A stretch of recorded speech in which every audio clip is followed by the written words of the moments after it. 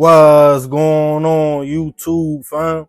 It's your boy Tony 2 times, and we back with another episode of Hood Tales, man. Before I start, be sure to tap that like button. Definitely watch this video to the end so you can hear the full story and all the details in the case. For my day one fam, y'all already know it's all love. Thanks for tuning back into another episode. If you're new to the channel and you feeling the content, feel free to subscribe. Definitely hit that notification bell so you can be notified every time we drop a new video. Oh yeah, feel free to share the channel with your peoples. Everybody is welcome. With that being said, let's get right into the story. Y'all keep up with me. It's a lot of twists and turns. In life, while navigating this crazy world, one of the best things possible an individual can do is study and know themselves. What I mean by that is being in tune with who you really are as a person. What you can deal with, what you are willing to put out, and what makes you tick every day. That will put you at least one step ahead of the game. For example, if you are a good kid, not on no tough type of time, knowing yourself will instantly tell you, I'm not built to sit in no jail cell. Or if you are a woman that likes to party and have fun, knowing yourself will tell you, I know me. I like to keep my options open and I'm not ready to be in no committed relationship. But of course, this journey takes time. And when we are young people, we don't think like that. We just go with the flow. So we have friendships and relationships. Some go good, some run their course, and others go bad. That's just part of life. But sometimes as individuals, we don't want to take accountability or point out our flaws and what we probably did wrong. I'm sure we can all relate. At one point in our lives, we can think back like, man, I messed that friendship or relationship up, being all over the place because I didn't know myself at the time or I was moving weird. While it's a blessing to still be here, learn and grow from our mistakes, unfortunately, some people don't get those chances to find out who they really are and what they really want in life because something or somebody cuts their life short. And on this episode of Hood Tales, we'll be taking it right outside of Chicago to Woodridge, Illinois to discuss the case of a man who took the life of his girlfriend in the evil way just to go to prison and become a girl himself. Back in 2015, 26-year-old Cecily Dickey was trying to find her way in life. Beautiful, ambitious, and outgoing, the young lady had a way with people and got along with almost everybody. Cecily, like most people, had a few hiccups in life, including having her daughter young while still being in high school. But she didn't let that stop her from chasing her dreams. With the help of her family, she worked full-time at a call center and also was attending college, taking childhood education and business classes, with dreams of one day opening her own daycare. Her main focus, though, was raising her daughter, also getting an apartment on her own. But being young and in her prime, Cecily also liked to date and have fun. Eventually, she would find herself in a committed relationship with a man who we will call Corey for the sake of the story. Things started off good between the two, but Corey was a scammer and got Cecily caught up with the police.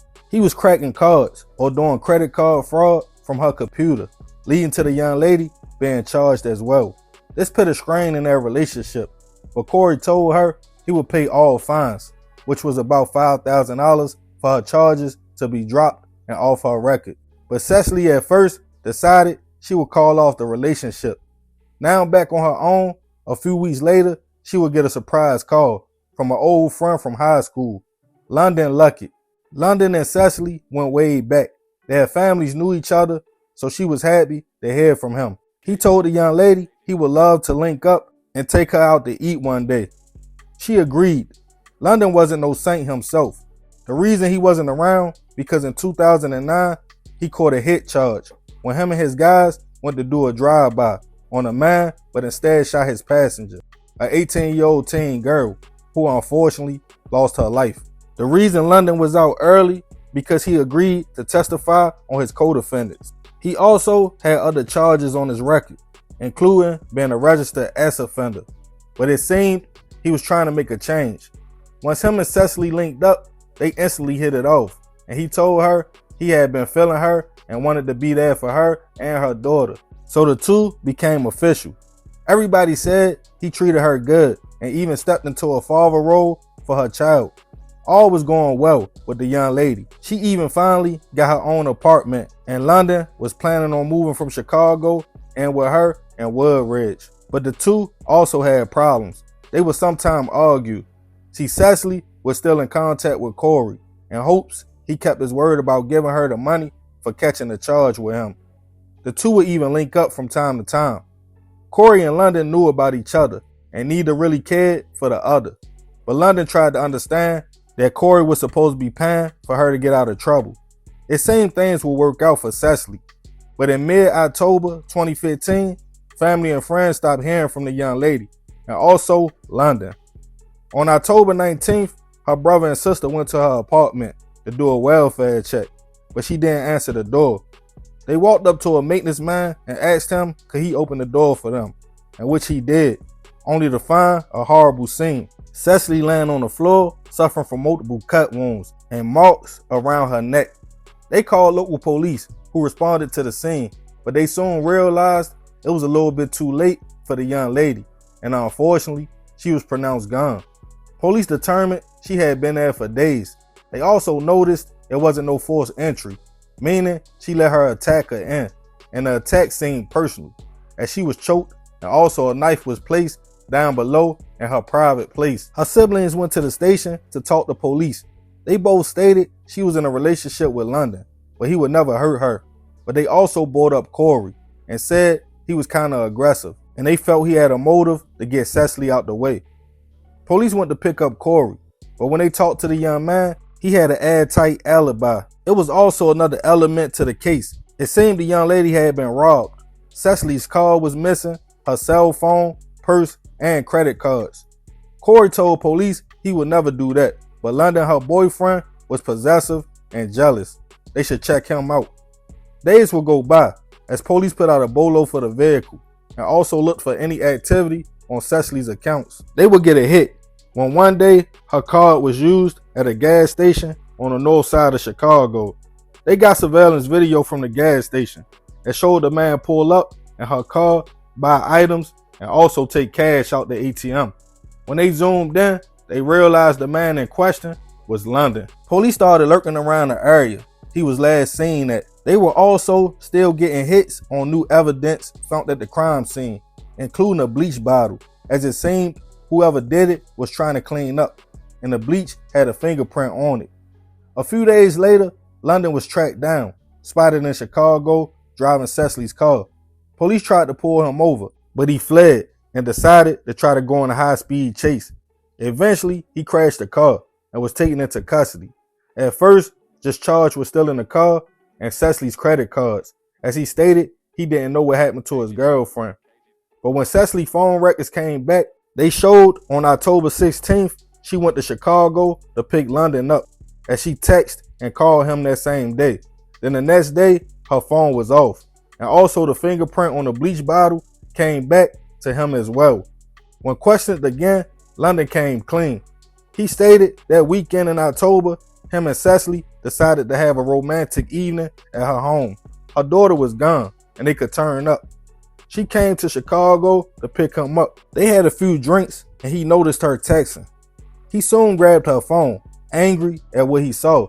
She was texting Corey. London asked her, like, bro, you serious? That's when he stated she yelled, give me my phone, before grabbing a knife out the kitchen. He then claimed he fought the young lady off, and then he cut her in self-defense. But police knew better and knew that wasn't the truth, as the young lady had marks around her neck from being choked out, also was cut over 20 times, including the personal wound down below. They felt London zapped out in a jealous rage. With that, he was hit with more charges, a first-degree hit and others. Even though he confessed, he chose to have a trial and face a jury. On the day of court, it wouldn't take the jury long at all to find London guilty on all charges. He was sentenced to life in the Illinois State Prison, where to a lot of people's surprise, he transitioned from being himself to another person, shall we say. Rest in peace to Cecily. I send my prayers and condolences to her family. What I was stating earlier about knowing ourselves goes both ways in this case. Unfortunately for her, she was young and torn between two men, One of them was a provider, the other a father figure to her daughter. She could have just stayed single and dated. No harm, no foul. But not knowing what she wanted, she committed to London while still dealing with Corey. Not victim blaming at all or judging, because that's not a cause for a person to take your life. And I'm sure if she was given more time on this earth, she would have eventually understood how that was a dangerous game that could end terribly, as unfortunately it did. As far as London, he never knew himself, because if he did, he would have never been in that car back in 2009, knowing he wasn't built for prison and would tell on everybody involved. Then come home thinking you could deal with your girl being cool with another man, which obviously he couldn't. He could have just walked away, but he didn't. Then going to prison and becoming something different. But when I thought about it, saw the picture, he had a bad jacket. He told he was a registered offender and took a woman's life. Some of the worst things you can be in prison. He probably was given a choice. Be a girl for protection or lose your life. Now I guess he knows himself. But y'all let me know y'all thoughts on this situation. Leave it in the comments. And remember, we gotta succeed not to fail, so we won't be just another hood tale. Yeah, man, super crazy story. Rest in peace to Cecily. I send my prayers to her family. But y'all let me know what y'all think about this situation. I appreciate you if you made it to the end. This is another episode of Hood Tales. This your boy Tony 2 times. Love, fam. I'm out.